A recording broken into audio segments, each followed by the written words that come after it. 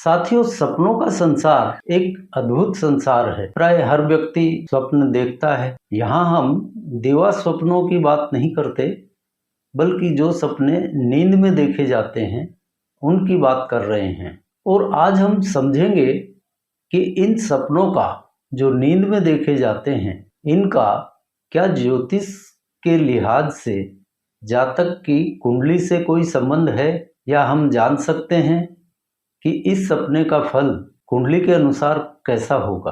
आज इसी पर बात करेंगे।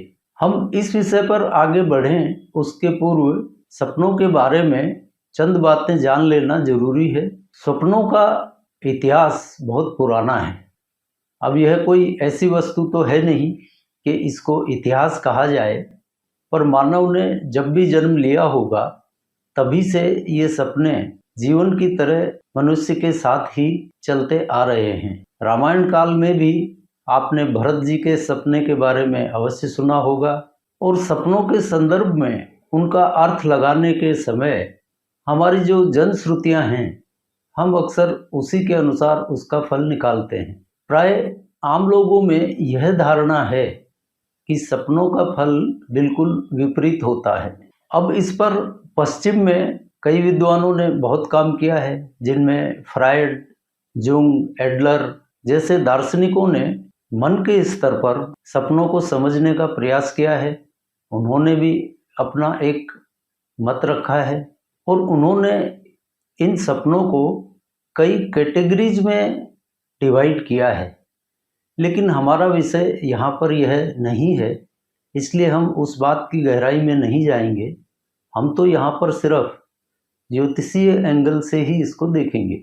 आयुर्वेद भी सपनों के बारे में कुछ कहता है।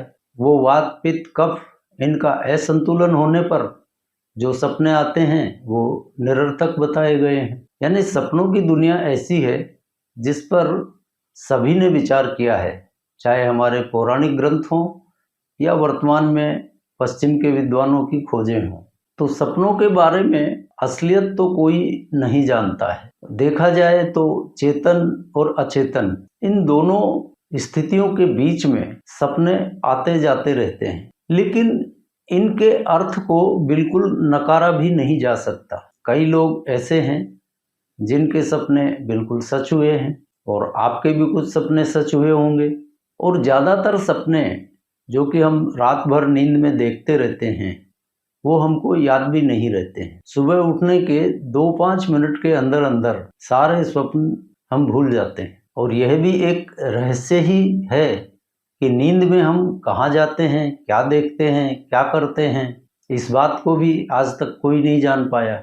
बहुत बड़ा रहस्य बना हुआ है, और सपने भी इसी रहस्य का हिस्सा हैं। लेकिन इस बात से इनकार नहीं किया जा सकता कि जो सपने हम देखते हैं, भले ही हमको वो याद हों या न याद हों, यानी हम भूल जाएं, लेकिन हमारे भविष्य से उनका कुछ ना कुछ संबंध तो अवश्य रहता ही है।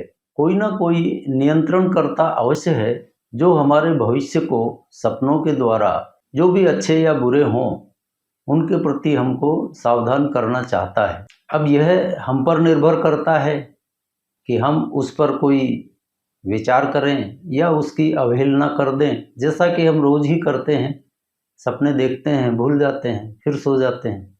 तो आज सपनों के बारे में ज्योतिषीय एंगल से बात करने का विचार इसलिए आया कि हमने शॉर्ट्स में जो सपनों के फल डाले थे उस पर मैडम मीरा जी जैन का एक कमेंट आया था, जिसमें उन्होंने चोरी जैसी कुछ बात लिखी थी कि उसका क्या फल होगा।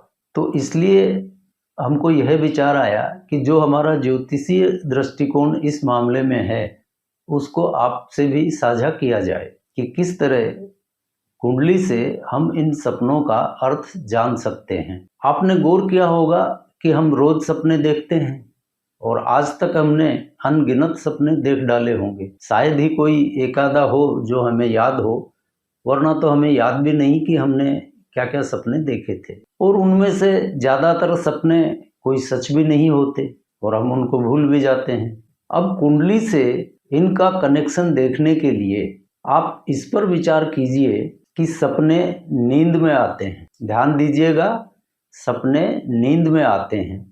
अब यहाँ से हम इसको ज्योतिषीय दृष्टिकोण से शुरू कर रहे हैं, तो जरा ध्यान से सुनिए। अब आपको यह भी अच्छी तरह मालूम होगा कि नींद का भाव है 12वां।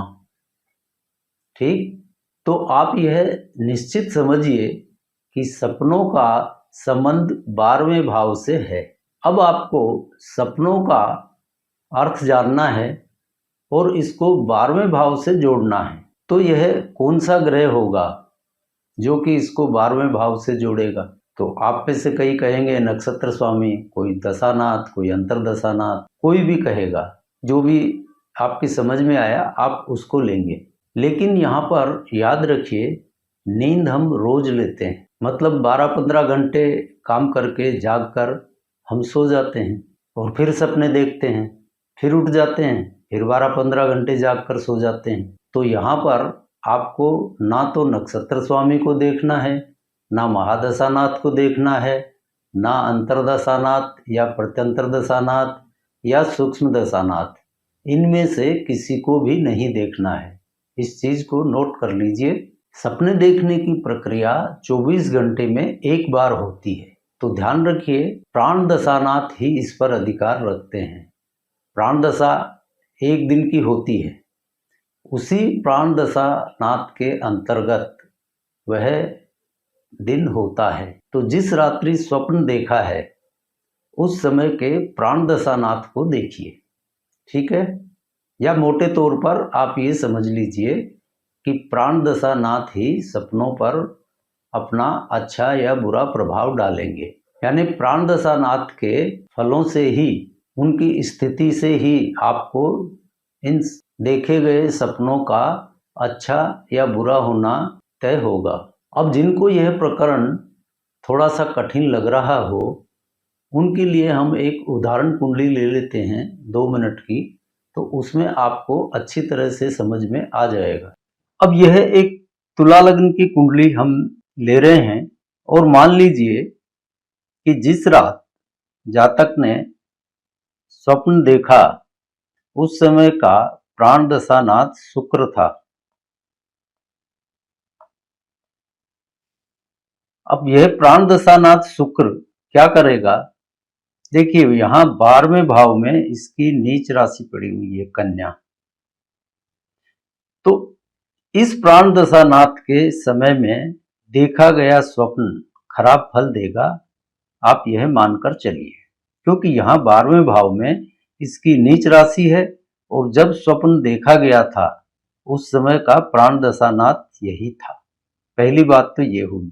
अब इसके विपरीत मान लीजिए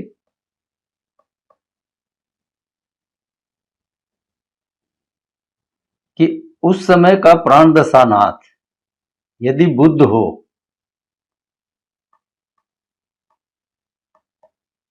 तो वह स्वप्न आपको शुभ फल देने वाला साबित होगा, यह पक्का है। क्यों? कि यहाँ 12वें भाव में बुध की उच्च राशि है। बस इस बात का ध्यान रखना है। 12वें भाव में प्राण दशानाथ की उच्च राशि होगी तो उस दौरान देखा गया सपना शुभ फलदायी साबित होगा, और यदि 12वें भाव में प्राण दशानाथ की नीच राशि है तो वह खराब फल देगा। इस बात का ध्यान रखिए। और मान लीजिए प्राण दशानाथ का 12वें भाव से कोई संबंध ही नहीं हो, तो फिर उस सपने को भूल जाइए, उसका कोई मतलब नहीं होगा। तो आशा करते हैं कि आपको सपनों की यह पहेली ज्योतिषीय एंगल से समझ में आ गई होगी और यह फार्मूला बिल्कुल फिट काम करता है। यहाँ आपको सिर्फ सपने का प्राण दशानाथ देखना है, उस प्राण दशानाथ से ही आपको पता चल जाएगा कि इस सपने का कैसा फल मिलने वाला है। अब एक सूचना आप सबके लिए कि हमने ज्योतिष की इस विधा को सीखने के लिए एक ऐप लॉन्च किया है, भास्कर एस्ट्रोलॉजी क्लासेस के नाम से। इसको आप प्ले स्टोर से डाउनलोड कर सकते हैं। यह एक प्राइमरी कोर्स है इस विधा का और इसमें सभी बातों को सम्मिलित किया गया है। फल कथन में काम आने वाली ज़्यादातर बातों को बेहद सरल और साधारण भाषा में समझाया गया है और इसके द्वारा जो नए लोग हैं, जो ज्योतिष में अपना करियर शुरू करना चाहते हैं या जो यूं ही इंटरेस्ट रखते हैं और ज्योतिष में समझना चाहते हैं कि यह क्या होती है, और जो पहले से ही इस ज्योतिषीय कर्म में संलग्न हैं, उन सभी के लिए यह कोर्स बहुत उपयोगी साबित होगा। तो आप सभी से निवेदन है कि इस ऐप को डाउनलोड करें और अपने फल कथन में या अपनी जिज्ञासा को शांत करने में इसका उपयोग करें। अब आज के चैप्टर को यहीं विराम देते हैं और अगली बार मिलते हैं किसी नए विषय के साथ। तब तक के लिए जय जय सिया राम।